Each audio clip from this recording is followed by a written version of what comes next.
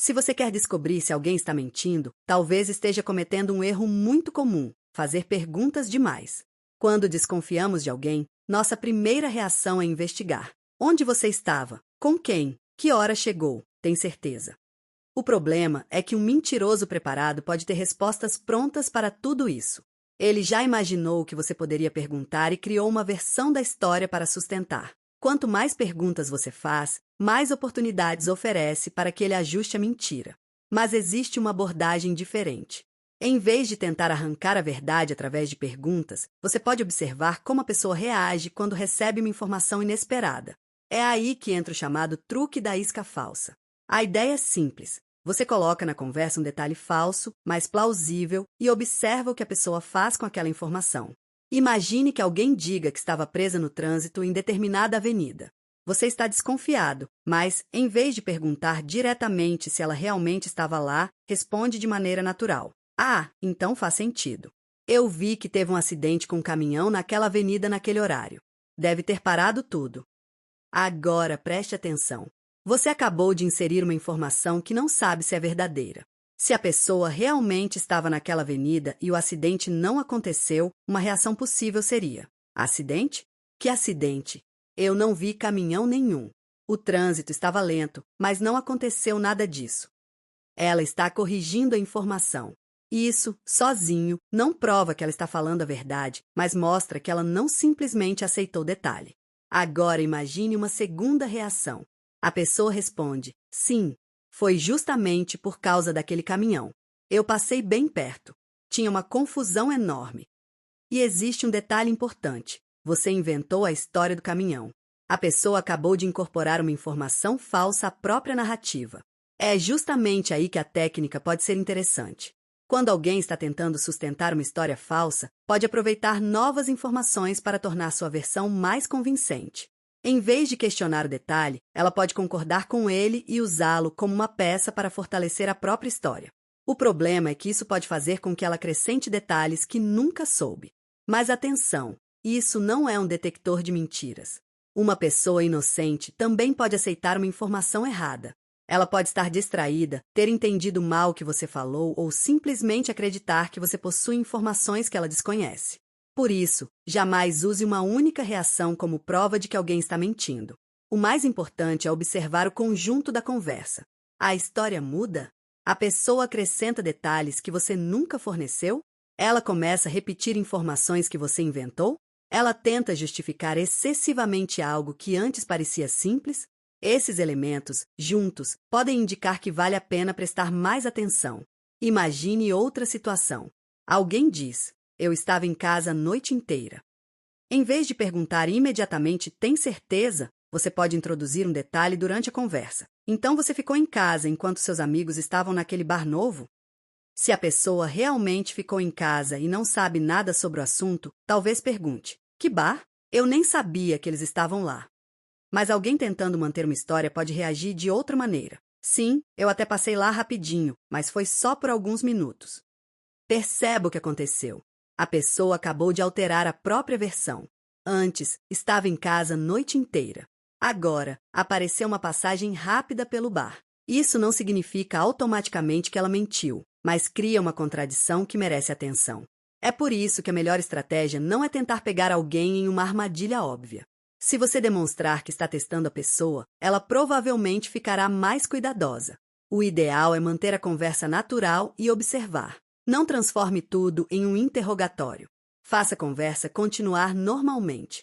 Se surgir uma contradição, não precisa revelar imediatamente que o detalhe foi inventado. Continue o window. Pergunte sobre acontecimentos reais e compare as respostas com aquilo que já foi dito. Existe uma razão psicológica para isso ser interessante. Quando uma pessoa cria uma história falsa, ela precisa manter várias informações coerentes ao mesmo tempo. Precisa lembrar o que disse, quais detalhes inventou, horários, lugares e pessoas envolvidas. Quando novas informações aparecem, pode ser mais difícil manter tudo perfeitamente alinhado. Uma pessoa pode acabar aceitando uma informação porque ela parece conveniente para sua narrativa e, sem perceber, criar uma versão ainda mais complicada. Por exemplo, imagine que alguém diga: eu saí do trabalho e fui direto para casa. Você comenta casualmente: Então você nem passou naquele restaurante perto do trabalho? Se a pessoa nunca passou por lá, pode simplesmente responder: não, nunca fui lá naquele dia. Mas se ela estiver tentando encaixar uma informação nova em uma história já inventada, pode começar a explicar: passei só rapidamente, mas não fiquei. Foi porque encontrei uma pessoa conhecida. De repente, uma história simples ganhou novos acontecimentos. Novamente, isso não é uma prova. Porém, quando esse padrão se repete, pode ser um sinal de inconsistência. Outro ponto importante é não confundir nervosismo com mentira. Algumas pessoas ficam nervosas mesmo quando estão dizendo a verdade. Outras conseguem mentir sem demonstrar praticamente nenhuma emoção. Por isso, observar apenas olhar, postura, voz ou movimentos não é suficiente. O que importa muito mais é a coerência das informações e a maneira como a pessoa responde quando algo inesperado aparece. Também existe uma diferença entre uma mentira planejada e uma história improvisada. Quem preparou uma mentira com antecedência pode ter respostas muito bem construídas. Já alguém que está improvisando pode cometer contradições com mais facilidade. É justamente por isso que perguntas inesperadas ou informações inesperadas podem revelar como a pessoa está construindo a narrativa naquele momento. Mas existe uma regra fundamental: não use essa técnica para acusar alguém injustamente.